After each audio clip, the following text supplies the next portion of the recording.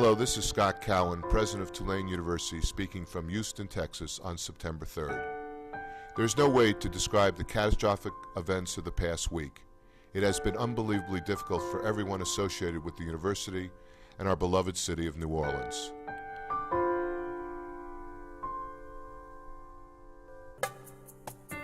So I'd actually applied to Tulane from overseas. So I never got a chance to, visit the school, tour the school.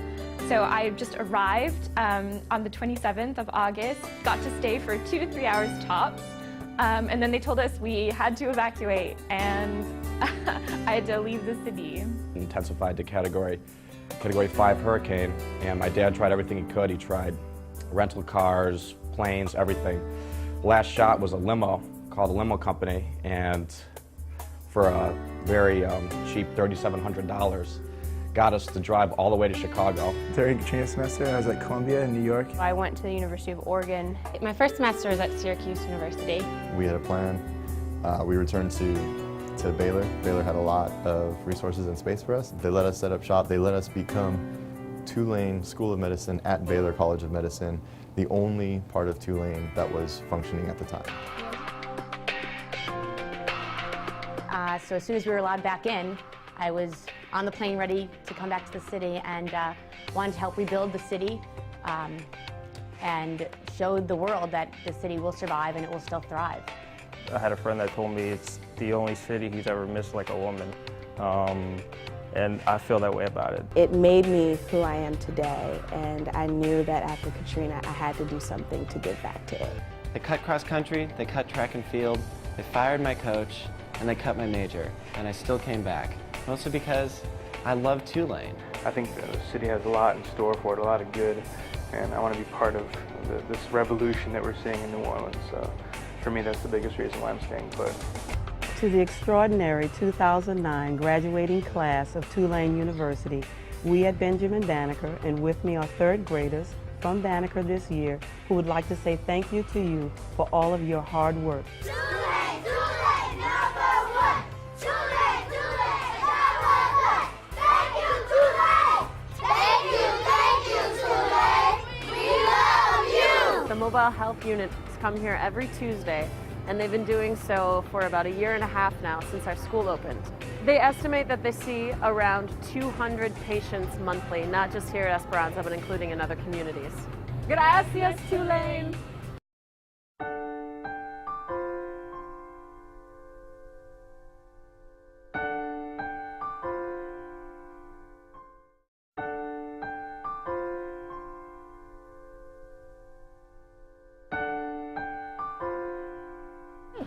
Hello, I'm Charles Figley. I'm a professor here at Tulane University, and we're making this video for you.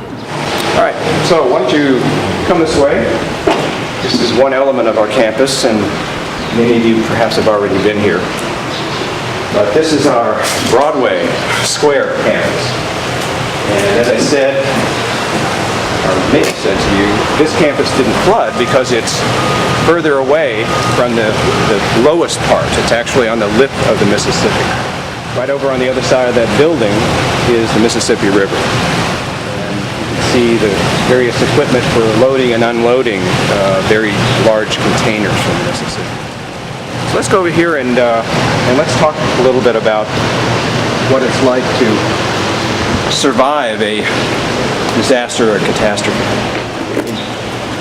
I have not only worked with Katrina survivors and Tulane University, but also the other campuses that have been devastated by traumatic events. New York University, for example, after 9/11.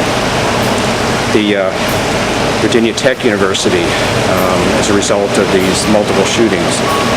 It's shocking to the system. It's shocking to the assumptions that you make that every day you're going to be safe, that you can say goodbye to your loved ones in the morning and know that you're going to return. The other thing about traumatic events like this is that it makes people far more aware and far more interested in how people are affected by traumatic events, how their health is affected, how their mental health is affected, how their family and their relationships with other people are affected. And it's interesting, University of Miami, as a result of Hurricane Andrew, there are so many examples. We look in war-torn locations, Israel, Palestine, Northern Ireland, various other places, obviously Iraq and Afghanistan. All of those places live in constant anxiety. And one of the things that when you survive one of these things, like Katrina or any of the others, you begin to recognize, thank God, the worst is over, that we now can begin to rebuild. But in some of those other communities, they can't do that because it's chronic destruction, chronic anxiety and fear. So, yes, it is a horrible time right now that you and your country are facing.